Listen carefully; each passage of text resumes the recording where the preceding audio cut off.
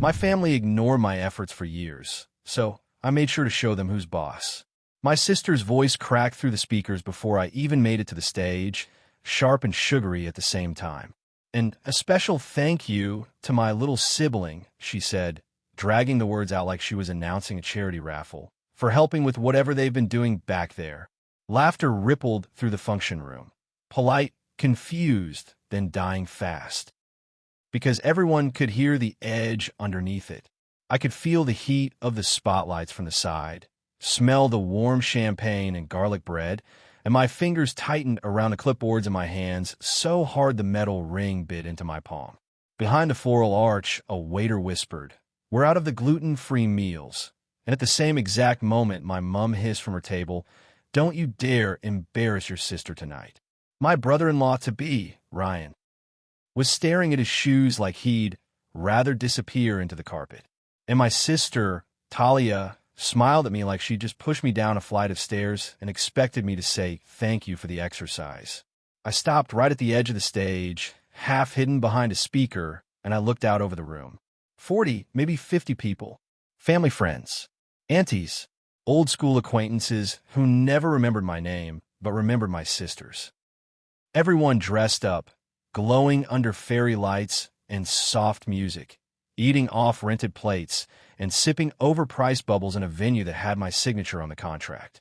My stomach was flipping, not in a dramatic, fainting way, more like my body was trying to decide whether this was fight or flight, or just the same old humiliation in a new outfit.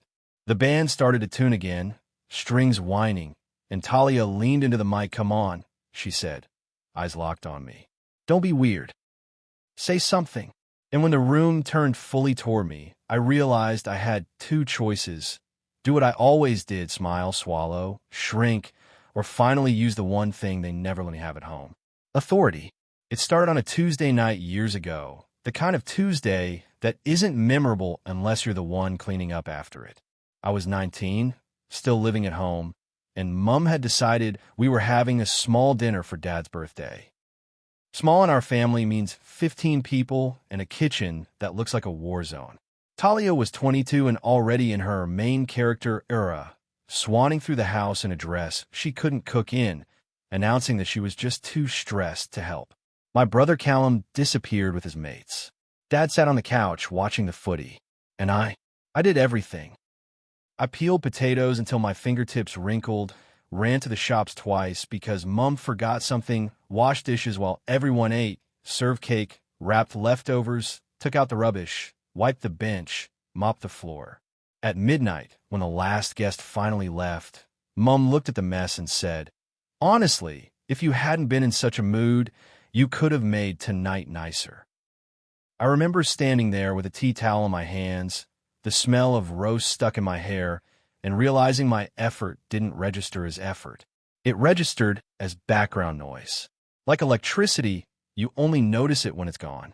That became my role, the reliable one, the one who doesn't mind, the one who doesn't have much going on anyway. My family didn't praise me, because praise would mean acknowledging I'd carried something. They just expected. If there was a birthday, I organized it. If there was a holiday, I booked it. If there was a crisis, I fixed it. If my grandmother needed her medication picked up, it was me. If Dad's paperwork was confusing, it was me. If Mom's friend needed help setting up chairs, suddenly I was volunteer before anyone even asked me. It wasn't always malicious, which almost made it worse. It was casual, automatic, like they'd all agreed without speaking that my time belonged to the group. And the thing is, I played along for a long time because I thought that was how you earned your place. If I was useful enough, maybe I'd be loved loudly. If I was easy enough, maybe I wouldn't be criticized. If I held everything together, maybe they'd hold me sometimes. Spoiler, they didn't. I moved out at 23 and thought distance would fix the dynamic. It didn't. It just meant the requests came through my phone instead of across the hallway. And because I'd already been trained to answer, I answered. Because I'd already been trained to feel guilty, I felt guilty. Meanwhile, I was building a life that was mine. Not glamorous, just steady. I worked my way up from front desk to events coordinator to operations manager at a hotel that hosted weddings and corporate dinners and, yes, engagement parties. I learned how to keep my face calm while chaos spun around me. I learned how to negotiate with suppliers. I learned how to say no with a smile. I learned that family and free were not the same word. And then Talia got engaged. The call came while I was on shift. Guess what? She squealed, breathless, like she'd just been cast in a movie. I did the right noises. Oh my God, congrats, that's amazing. And she said, we're doing an engagement party. Like a proper one. Not at home. Somewhere nice. I already felt the shape of what was coming, like you feel a storm in your joints. Mom took over the next day. You'll help with the planning, she said, not asked. You're good at that stuff. I'm busy, I said, and I meant it. My workload was insane. We were understaffed. I'd been pulling overtime. Mom sighed like I was trying to sabotage my sister's happiness. It's family, she said. You always make things hard. Talia texted me a week later. Hey, babe, can you get us a discount at your hotel? X. I stared at the message for a long time. I could have ignored it. I could have said no cleanly. But something in me, this old ache, still wanted to give my sister a nice night. Still wanted to be part of it instead of the person behind it. So I said yes with conditions. I told her I could book a smaller function room at a reduced rate. I told her there were minimum spends. I told her we'd still need a deposit. I told her I couldn't comp alcohol. I told her I'd be working the night as the on-duty manager, not partying. She replied, OMG, you're literally the best. That should have been a red flag. In my family, you're the best is often code for great, now do more. In the weeks leading up to the party, I became the invisible machine again. Talia changed her mind about the menu 5 times. She wanted a floral arch bigger than the room could fit. She wanted a custom cocktail named after her. She wanted a slideshow. She wanted a band. She wanted a cake table that looked like Pinterest. Mom wanted to invite more people than the room capacity allowed. Dad wanted the cheapest option for everything. Ryan, bless him, tried to help, but mostly stood there looking shell-shocked by the sheer force of my family's entitlement. Every time something needed doing, it landed on me. Can you just email the florist? Can you just chase the deposit? Can you just fix the seating plan? I did it because I didn't want the staff at my hotel dealing with my family directly. I did it because I knew how quickly things go wrong when people don't understand logistics. I did it because I thought, maybe if I pull this off, they'll see me. Then 2 days before the party, Talia called me crying. I don't know what to do, she said, and I could hear music in the background like she was in a car with Ryan. The dress I wanted is more expensive than I thought. I closed my eyes. Okay, I said carefully. Do you want to pick a different one? No, she snapped immediately. Then, softer, it's my engagement. I want it perfect. I didn't offer money. Not once. I just said, there are gorgeous options in your budget. She went quiet, then said in this small voice, Mom said you might be able to help. Because you make good money. There it was. The real ask. Deliver like a test. I felt something in me harden. No, I said. I'm not paying for your dress. She inhaled sharply like I'd slapped her. Wow, she said. Okay, thanks. The next day, Mom called me and said, your sister is devastated. I can't believe you're being like this. I wanted to laugh. Being like what? The person who refused to fund a dress while still running the entire event? I didn't fight. I didn't explain. I just said, I'm not paying for the dress. That's final. And from that moment, the tone changed. Subtle at first. Talia stopped saying thank you. Mom started making little comments. Must be nice to afford things in front of other people. Dad joked loudly about me being the tight one when the topic of money came up. Ryan avoided eye contact with me, like he could sense the shift and didn't know where to stand. Still, I worked. I made sure the event would run flawlessly because that's who I am. I don't have to do things. It's a blessing and a curse, which is why, when Talia grabbed the microphone that night and made that little whatever they've been doing back there comment, it landed like a match on dry grass. Not because it was the worst thing she'd ever said, because it was the moment I saw it clearly. She wasn't grateful. She was entitled, and my family wasn't going to suddenly respect my effort just because the effort was bigger. They were going to keep stepping on it until I made it impossible. Back in the function room, Talia was still smiling, still holding the mic, still waiting for me to play my part. I stepped up onto the stage. The spotlight hit my face, warm and blinding. I could hear my heartbeat in my ears. My hands are steady, though, which surprised me. Maybe because I'd already decided. Maybe because the decision had been building for years. Talia leaned toward me and muttered through her smile, "Don't make this about you." I looked at her and felt something in me go very calm. "It's already about me," I said quietly. "You just didn't realize." I reached for the microphone. She hesitated like a toddler refusing to share a toy, then let go with a tight laugh. I said to the room. My voice echoed slightly through the speakers. I could see Mum's face in the front row, wide-eyed, tense. Dad had his arms folded, mouth set. Ryan looked terrified. Callum was half grinning like he sensed entertainment. "I just want to say thank you for coming," I continued, and my tone was warm enough that nobody could accuse me of being rude right away. "I know everyone's here to celebrate Talia and Ryan." They looked very happy. Talia's smile brightened, like she thought I'd folded. I kept going. "I also want to clear something up because I've heard a few little jokes tonight about me helping out back there or doing whatever." I let my eyes drift to Talia for half a second, then back to the room. "I'm the operations manager here. This venue is my workplace." A ripple went through the crowd. Tiny murmurs, surprised looks. Talia's smile twitched. "I booked this room," I said, "negotiated the rate, coordinated the staff roster, dealt with suppliers, and I've been running tonight alongside my team. I'm not a guest. I'm working." Silence tightened. Not dead silence. People still shifted. Someone coughed, but the energy shifted. People were listening now. Mum's face went pale.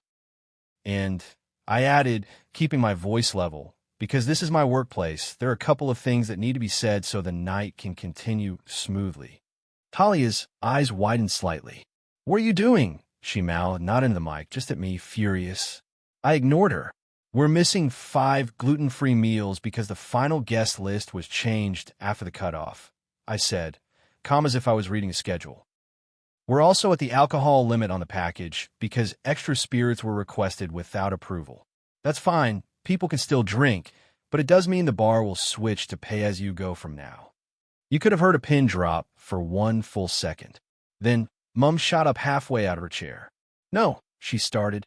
I held up a hand, not aggressive, just firm.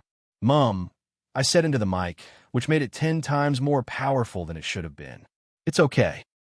The staff will handle it like we always do. But I'm not authorizing freebies outside the contract." Someone at the back let out a little, "oh," like they were watching reality TV. Dad's face went red. Talia made a small choking sound. "You can't," she hissed. I smiled slightly into the microphone. Not sweet, just professional. "I can't," I said, "because I'm the one responsible if anything goes wrong." The room buzzed now, quiet whispers, heads turning. People were looking at my sister differently. At my parents. At me. I felt my hand start to shake under the surface, but my voice stayed steady. "And one more thing," I said. "There's a deposit still outstanding. It was due yesterday." Mum's eyes went huge, horrified. Talia's face snapped into anger. "Are you serious?" "Yes," I said, still into the mic. "I covered it personally to secure the room, so your event wouldn't be canceled. I didn't mention it because I didn't want to stress you out. But since we're doing public jokes tonight about my help, I figured we could also do public clarity." The air felt electric. People were fully watching now. Ryan finally moved, stepping toward the stage, voice low. "Babe," he whispered to Talia, "did you not pay the deposit?" Talia looked like she wanted to evaporate. "I was going to," she snapped. Mum said. Mum stood up fully now, voice sharp. "Stop it. Stop humiliating her." I looked down at my mum, really looked, and I felt that old pressure to shrink. Then I remembered the endless Tuesdays, the midnight cleaning, the errands, the "don't be dramatic," the "don't embarrass us," the way my work disappeared until they needed it. I leaned into the mic and said, softly, "I'm not humiliating anyone. I'm just not letting my effort be treated like a joke anymore." The silence that followed wasn't comfortable. It wasn't satisfying in a neat way. It was raw, human. People didn't know where to put their eyes. So I wrapped it up because I wasn't there to burn the event down. I was there to reclaim my spine. "I want Talia and Ryan to have a great night," I said. "So here's what's happening. The bar is switching to pay-as-you-go. The gluten-free meals will be replaced with what the kitchen can manage, and the outstanding deposit needs to be transferred to me by tomorrow morning. Otherwise, my accounts team will treat it like any other unpaid invoice. Talia's mouth fell open, appalled. Mom looked like she might cry, but she also looked trapped, because she couldn't argue without looking like the problem in front of all these guests. And because I actually do love my sister, I finished, voice gentler. I'm going to step off this stage and let the night be about her. But if anyone has a joke about my work again, please save it for after I've clocked out. I handed the microphone back to Talia. Her fingers were cold when they grabbed it, and her smile, when she turned back to the crowd, was the stiffest thing I've ever seen on a human face. She said, voice wobbling. Okay, let's get back to celebrating. The band started playing like they'd been holding their breath. People clapped, weirdly. Not loud, not united. Just reflex claps from people who needed to do something with their hands. I stepped off the stage and walked straight into the back corridor where the staff door was. My knees felt like jelly the second I was out of the spotlight. One of my servers, Mel, looked at me with wide eyes. Was that planned? She whispered. I let out a shaky laugh. No, I said, but it was overdue. Mel nodded, then grinned slightly. Iconic, she said, then hurried off because trays don't carry themselves. In the staff room, I finally breathed. My hands were shaking now. My face felt hot. I stared at myself in the little mirror above the sink and saw the same person I'd always been. Tired eyes, hair pinned back, mascara that had smudged slightly at the corner from stress sweat. I didn't look powerful. I looked like someone who'd just stopped swallowing something sharp. My phone buzzed with messages almost immediately. Mom, what is wrong with you? Dad, come outside. Now. Talia, you ruined my night. I hate you. Callum. LOL, that was insane. Ryan, can we talk? Please. I stared at the screen for a long time. My throat tightened, and I felt the familiar guilt try to rise like bile. But underneath it, there was also something else. Relief. Because for once, the truth had been said in a room where they couldn't rewrite it easily. When I walked back out, Dad was waiting near the hallway like a bouncer. What the hell was that? He demanded, eyes blazing. It was me doing my job, I said. You made your sister look bad, he snapped. I held his gaze. She made herself look bad, I said quietly, by letting everyone believe I was just helping while she took credit. Mom appeared behind him, eyes glossy. We were celebrating her, she said. Why couldn't you let her have one night? I swallowed. I did, I said. I gave her the room, the staff, the planning, the discount, my time, my stress, my money. She got the night. I just refused to be the punchline. Mom's mouth trembled. You're so harsh. I almost laughed again, but it came out like a sigh. You know what's harsh? I said, doing everything for years and being treated like it's nothing. Dad pointed a finger at me. You think you're the boss now, he said, voice dripping with disgust. I nodded once. At work? I said, yeah, I am. Mom flinched like I'd slapped her. And then, because I'm not a robot and I wasn't suddenly immune to pain, my voice cracked a little. And at home, I added softer. I'm trying to be the boss of my own life for the first time. I am tired. Dad stared at me, jaw working, like he wanted a comeback that didn't make him look like a villain in front of the hallway cameras. He couldn't find one. Mom whispered, you've changed. Maybe, I said. Or maybe you're just seeing me. I didn't stay for the rest of the party. Not in a dramatic storm-out way. I finished my shift. I checked the kitchen. I made sure staff got breaks. I dealt with the bar switch. I did what I always do, kept things running. Then I went to my office, took off my lanyard, and walked out the staff in trance in a cool night air that smelled like wet pavement and cigarette smoke. In my car, I sat with my hands on the steering wheel and let myself shake. Not because I regretted it, because my body was finally catching up to the years of swallowing. The next day, the deposit landed in my account at 9:07 a.m. Ryan transferred it with a message that just said, I'm sorry. I didn't know. Can we talk? Talia didn't speak to me for 2 weeks. Mom told relatives I had a meltdown. Dad told anyone who'd listen that I was power hungry. And for a second, I worried because their stories have power in our family. Their version becomes the truth if you don't fight it.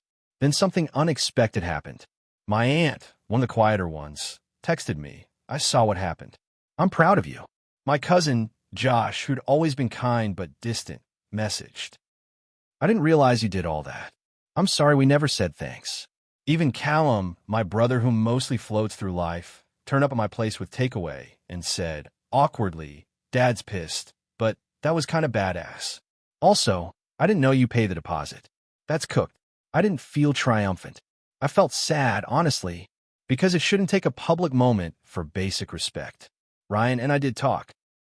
He came to my office at work, eyes tired, hands shoved into his pockets like he didn't know what to do with them. I didn't know your mom was putting it on you, he said quietly. Talia told me you offered. I exhaled slowly. I offered a discount and professional help, I said, not to be used as a credit card. He nodded, shame in his face. I get it now, he said, and if it matters, I don't want this to be our marriage dynamic. I don't want her treating you like that.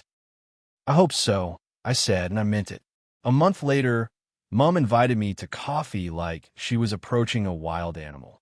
She sat across from me, stirring her drink until the foam disappeared. You could have handled it differently, she said finally. I looked at her hands that had pointed me at tasks my whole life, and said, so could you.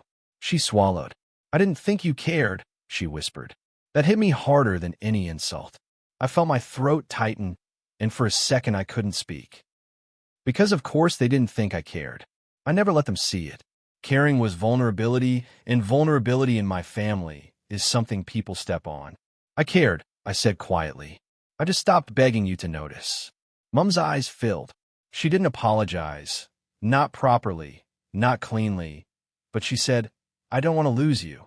I stared at her and thought about all the years I'd been right there, doing everything, and still somehow feeling invisible. Then don't use me like I'm replaceable, I said. Love me like I'm a person. I don't know if she fully understood.